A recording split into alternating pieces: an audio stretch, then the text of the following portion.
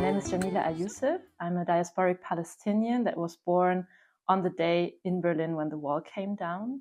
I'm a musician, theater maker, anti-racism and empowerment trainer. And for many, many years, I used to organize festivals like programs like the Arab Underground. With the fall of the wall and the end of the Soviet system or society, also very big support for the Palestinian cause was gone.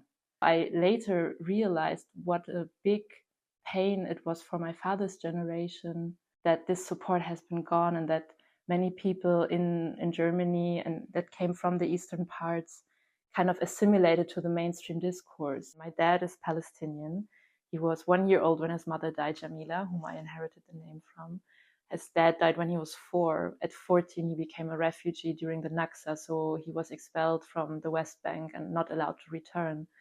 And despite all of that, he managed to become a very political person, a doctor advocating for Palestinian, but also international rights for everyone, right? So he's the most inspiring figure. So for me, music as a teenager, for example, I felt really alienated and alone. Although I'm white passing Palestinian, I still felt very not belonging. And music was my home. And now I have the luck to have a band that is called Jamila and the Other Heroes, also honoring my grandmother. And we can use music to create spaces, concerts. I mean, the live moment is really important, where we go through all these different emotions, where we offer the people to really feel grief, to really feel their anger, but also to feel joy. That again, our ancestors went through so much, so also that we can feel joy. We can feel joy in our political struggle. I think that's very important to keep going.